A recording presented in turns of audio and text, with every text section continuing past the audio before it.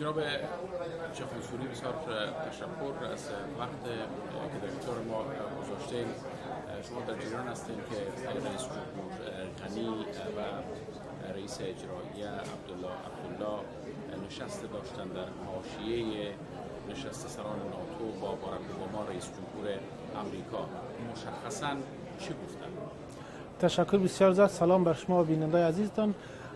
در این جلسه مشخصا رئیس جمهور اوباما اساس تصمیم خود را تعهد مردم افغانستان و پلان‌های استراتژیک حکومت وحدت ملی را توصیف کردن و گفتن اساس تصمیمشان کارکردهای حکومت وحدت ملی در عرصه‌های مختلف اقتصادی امنیتی بوده و اونا همیشه کنار مردم افغانستان هستند و دنیا هم در کنار مردم افغانستان باقی میماند.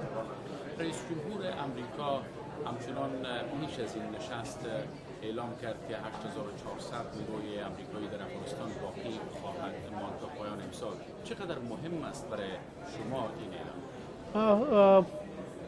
اعلان یا تصمیم جدید رئیس جمهور اوباما بسیار مهم است، چون این خودش نشانده است که افغانستان یک شریک با اعتماد بر جامعه مدنی و جامعه جهانی و شرکای بین‌المللی خود می باشه و تمام تعهدات را که دولت افغانستان امروز داشتن برآورده شده و این خود یک زمینه اعتماد ایجاد کرده و میتونیم که بر اساس از دیگر ممالک جهان و همکارای ما در افغانستان همکاری کنند تا جنگ مشترکی را که ما با تروریسم داریم با از مبارزه شود.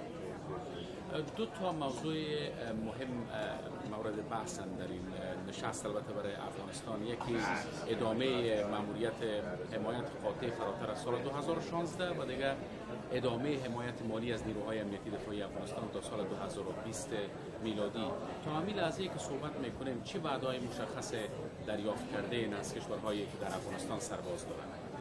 مشخصا دولت افغانستان امروز شرکای خود سر یک بسیار چارچوب منظم 5 ساله کار کردن که تا یک حد بسیار زیاد امروز ما اونا هماهنگ هستن و فردا انشالله در جلسه که داریم جزئیات از این امراتون شریک میشه که ما خوشبین هستیم که با تصمیمی که رئیس جمهور اوباما گرفتن و نشان دهنده از است که افغانستان یک شریک قابل اعتماد است، امروز افغانستان تعهد میشه تا تعدید مشترکاً برش مبارزه کنند. جناب چخانسوری، امروز یک مقام ناتو جیمز آپاتورای معاون منشی عمومی ناتو در امور سیاسی و امنیتی در گفتگوی اختصاصی با رادیو آزادی گفت که افغانستان همسایه داره که به باور او در زمینه توقف ورود شورشیان در امتداد مرز کمک کافی نمیکنه.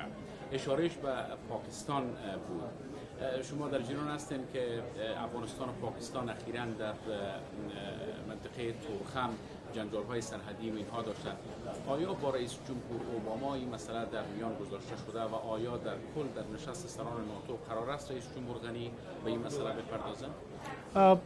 دولت افغانستان همیشه خواهان رابط نیک همراه همسایه خود بوده و این در عمل ثابت ساختیم که ما هیچ وقت اجازه ندادیم و نمیتیم که خاک افغانستان بر ضد یکی از همسایه یا ممالک منطقه استعمال شود، ولی متاسفانه عمل بالمثل ما از همسایه خود توقع داشتیم که نشد که در ملاقات‌های چهارجانبه بر صلح تعهدات صورت گرفته بود تا سر از نو گام‌های عملی برداشته شود.